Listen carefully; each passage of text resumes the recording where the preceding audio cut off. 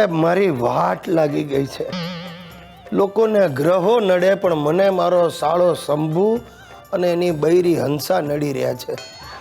ગઈકાલે તો હંસલીએ હદ કરી નાખી, મારી આબરૂના ભવાડા કરી નાખ્યા, એ પણ ઓફિસમાં. અરે આ રક્ષાબંધનને બાને ઓફિસમાં આવી અને એણે હંસા બ્રાન્ડ અંગ્રેજીમાં એક ભાષણ ઠોક્યું. લેડીઝ અને જેન્ટ્સ, અમારા બનેવી રેડ એટલે કે ગિરીશલાલ ઇઝ ડોબા number 1. Before marriage he is nonsense, but after sister Sushila marriage he become sense.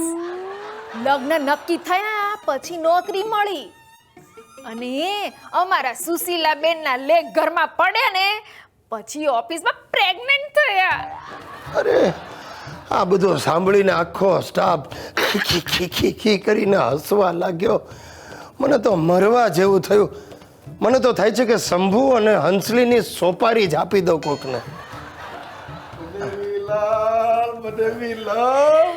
ગઈકાલે બાકી ચાઇનીઝમાં મજા પડી ગયો, આજે હાલો ચાઇનીઝમાં. અરે હું હાલો ચાઇનીઝમાં, તને ક્યાંય બહાર કાઢવા જેવો નથી શંભુડા. તે શું કર્યું ચાઇનીઝમાં? આ નૂડલ ખાતા ખાતા આખી પ્લેટ ઉછાળી, દિવાલો ઉપર રંગોળી કરી નાખી. મારે ચાઇનીઝમાં પાછું વાઇબ્રન્ટ ગુજરાત નથી કરવું. હે તે ચાઇનામાં ગુજરાત ચલાવવું છે? પણ ત્યાં તમારું નામ શું રાખીશું? બહુ સહેલું છે હંસાબેન. એમાં શું છે, ચાઇનામાં નામ કેવી રીતે પાડે જાણો છો? થાળી વાડકા પછાડવાના જે અવાજ થાય એ તમારું નામ. ટિંગ ટોંગ ચીડિંગ ચીંગ. સમજી ગયા? પણ આટલું લાંબુ નામ બોલવું કઈ રીતે? તમારે બોલવાનું જ નહીં ને. મારું કામ હોય ત્યારે થાળી વાડકા પછાડવાના, હું હાજર થઈ જઈશ. એ બનેવીલાલ, પેલો ઈતિયો અંદર થાળી વાટકા પછાડે છે, એનો બ્રેકફાસ્ટ નો ટાઈમ થઈ ગયો. હરામખોરને સાંજે 6:30 વાગે બ્રેકફાસ્ટ કરવા જ? હા તો એ તો ભૂખ લાગે ત્યારે બ્રેકફાસ્ટ. એ વેરી ગુડ હો. આજે તો આપણે ફાસ્ટ ફૂડમાં જ લંચ લેવા જઈશું. આખો દિવસ ખાવાનું જ હોય છે, સાંજે 7 વાગે તમારે હવે લંચ લેવું છે?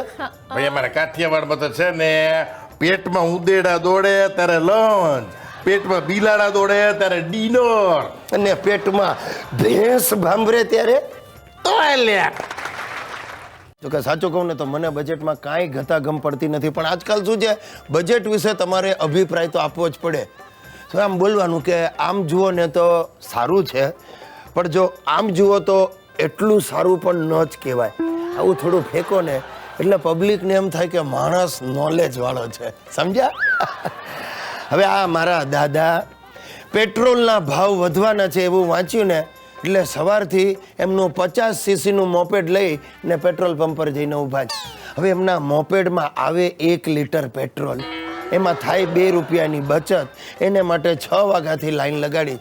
હવે તમે જોજો ઘરે આવીને 20 રૂપિયાનું લોહી પીશે. હું ગિરિયા બજેટ જોયું? આ નાણાં પ્રધાન કે મારા સગામાં છે તે આવીને મને બજેટ બતાડી જાય. ચૂપ રે ને નાલાયક, તું કોઈ દી સુધરવાનો નહીં. અરે બજેટ જોયું એટલે આમ ટીવીમાં જોયું? હા ભાઈ જોયું ટીવીમાં. હા 80 વર્ષનાઓને કેટલો મોટો ફાયદો કરાવી દીધો જ નહીં? હવે પણ આપણા દેશમાં 80 ના માણસ કેટલા? અરે અડધું પ્રધાનમંડળ 80 ઉપરનું જ છે. અરે કરમાં કેટલી રાહત આપી છે ગિરિયા. બસ આપણને તો જલસા જ જલસા છે. તમારે સેના જલસા, આવક હોય એને જલસા. તમારે ફદિયાની તો આવક નથી. અરે ભલે આવક નથી પણ બચત તો છે કે નહીં? હે ઇન્કમમાં કરમાં રાહત આપી છે.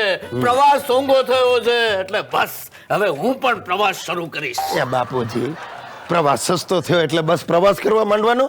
એમ તો એરંડિયા ઉપરની ડ્યુટી નાબૂદ થઈ છે, લેવા માંડો એરંડિયા. ચૂપ રે. અરે તને ખબર નથી, પ્રવાસ કરવાથી બુદ્ધિમાં વિકાસ થાય. અરે હું પ્રવાસ કરીશ ને મારા જ્ઞાનનો વિકાસ કરીશ. હવે રેવા દો ને. જેટલું થોડું ઘણું જ્ઞાન બચ્યું છે ને એ સચવાઈ રહે એવા પ્રયત્નો કરો. સસ્તો થયો પ્રવાસ એટલે કારણ વગર શું અમદાવાદથી હરિદ્વારની ખેપો મારવાની? હવે આમને આમ કરશો ને તો છેવટે હરિદ્વારમાં રોકાઈ જવાના વારા આવશે. રેવા દે તારી શિખામણ. હું 3 ધામની યાત્રા કરવાનો. 3 ધામ? હા. લોકો 4 ધામ કરે ને તમે 3 ધામ? યસ. એ કયા? દીવ, દમણ ને ગોવા. ચાલો જઈએ જોવા.